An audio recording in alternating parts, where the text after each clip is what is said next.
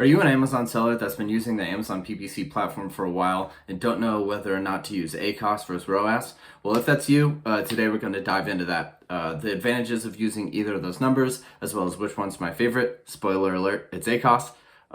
If you enjoyed this video, go ahead and give it a like. If you like our videos as a whole, go ahead and subscribe to our channel.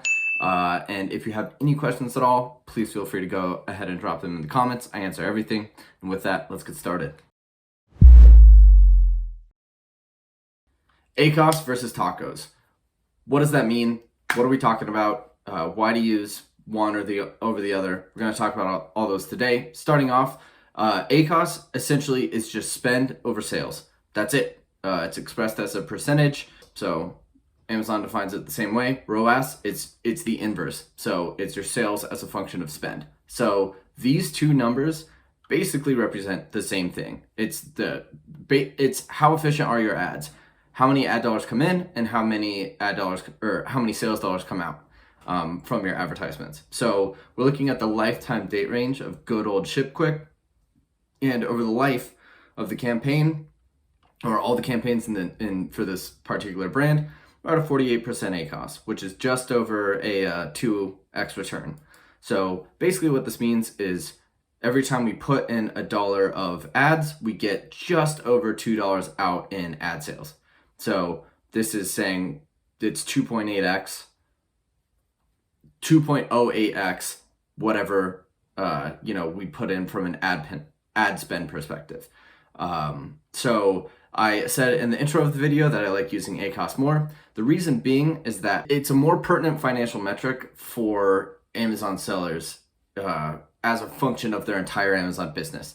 And here's what I mean by that. So when you're thinking about, for most Amazon sellers, if we're being honest with ourselves, the thing that you're really trying to pay attention to is profitability. And on top of that, there's also like, am I growing?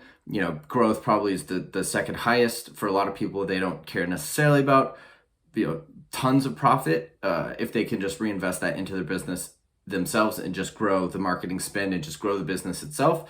But for most people, they don't want to be unprofitable. They don't want to be losing money. So even if you don't need to be accumulating funds for yourself, you're just trying to grow this Amazon business to hopefully sell it one day, or eventually start taking more and more profits.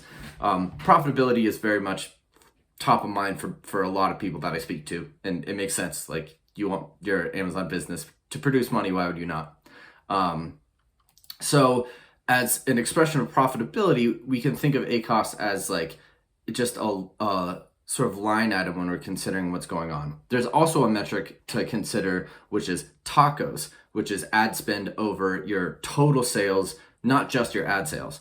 So here, over the lifetime of the campaign, we spent $76,000, got $159,000 of sales. If this would be $300,000 of total non-advertising sales, then our TACOS would be closer to 25% instead of this 48%, because it's considering ad spend for non-advertising sales. Why you want to pay attention to that number is it just goes into your top line profitability. So you could think of it as, I've generated this much in ad sales, take out your FBA fees, take out, like FBA fees represent 15%. And if you have a TACOS of 25%, you could say that like, okay, lose this much to FBA fees, lose 25% to advertising, lose this much to product costs, lose this much to administrative, and then what you're left with is, your actual profit from your Amazon business. So return doesn't give you that because it doesn't let you factor into like, how much of my sales is getting pieced apart by this advertising component. So I think from like being a thrifty advertiser, which is, in my opinion, I like to do things in the most efficient way. I don't spend just for spend's sake.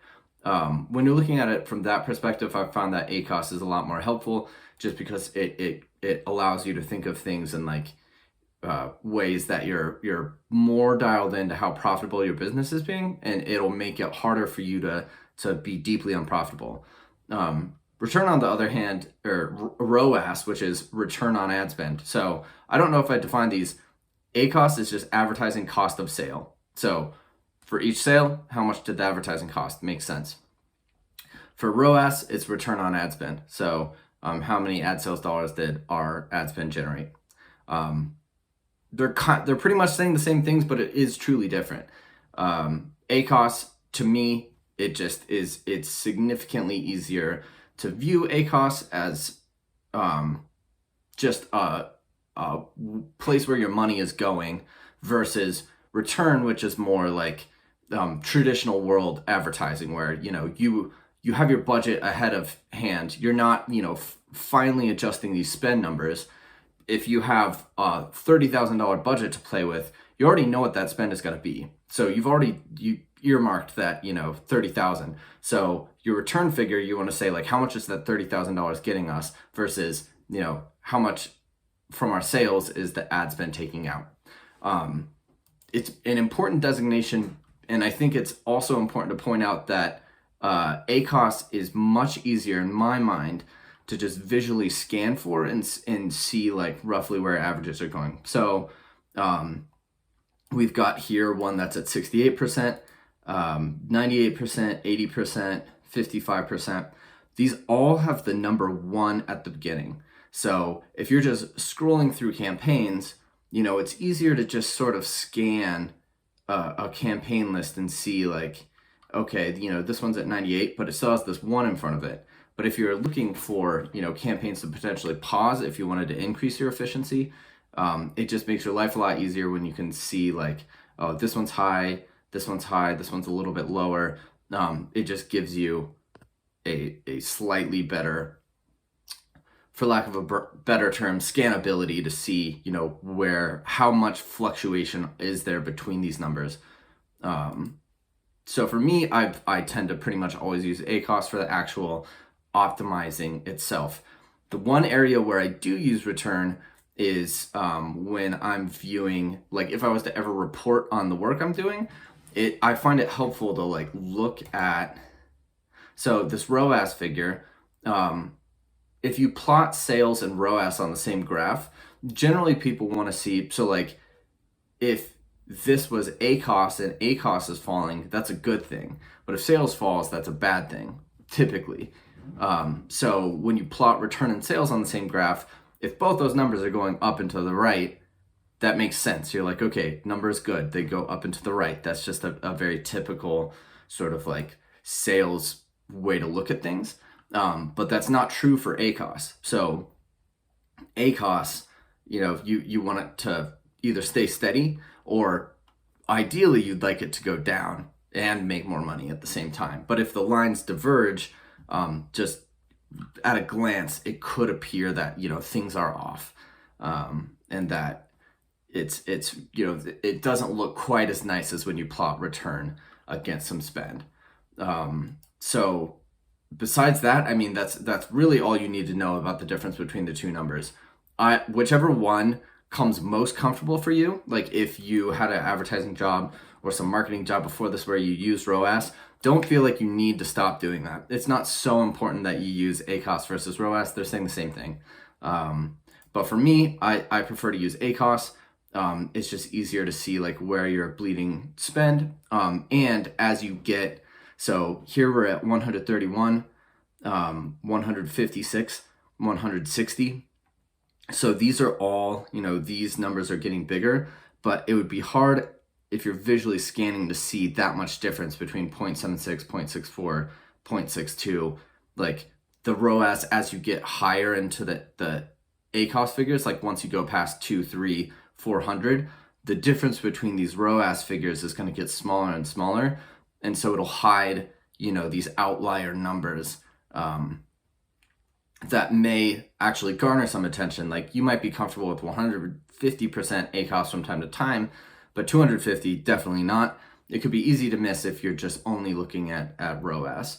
And the flip side is true too. So like an ACOS of 20% and an ACOS of 12% don't look all that much different, but that's essentially a return of 5x versus a return of 8x. So that's a big increase. As ACOS gets to the smaller numbers, return will vary more greatly. Whereas if ACOS gets into the bigger numbers, return will vary more greatly. And unfortunately, with with Amazon PPC ads, it's much more common for the ACOS to be high and you have to pay attention to that than the ACOS to be low and you have to optimize upwards. So given the nature of Amazon PPC, given what I'm used to, I choose ACOS.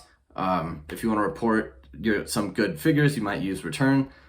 If you have any other conditions where you use ACOS versus ROAS for any other reason, please drop those in the comments. I'd love to hear, how you guys segment your data, how you organize it, how you report these sales and spend numbers. If you have like some function or formula that you use specifically that you find helpful that Amazon doesn't create, you just, export it into Excel, make it yourself. I really want to know about that. So please drop that into the comments.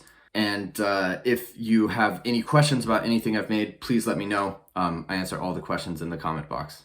I hope that video was helpful. I hope that you were able to get some value out of it. Once again, if you could do us a huge favor and like and subscribe, that would be amazing. We're putting out a lot of really, really good content to help both people who are looking specifically for PPC help and people who are looking for Amazon help, just in general. We're a bunch of experts. We know what we're talking about, and we produce good stuff. So please check us out. You won't regret it. Check the link in the bio for a lot of other good downloadable content. These are PDFs, teach you everything you need to know about Amazon. And if you'd rather just have us take care of everything, please feel free to reach out through the sunkenstone.com website. We know how to handle an Amazon PPC account front to back, so you'll be in good hands. If you want more tips on how to reduce your ACOS, check out this video. It's our 7 tips to reduce campaign-wide ACOS. Really helpful stuff. You could be saving thousands of dollars just from that video view alone. And with that, happy optimizing, everyone.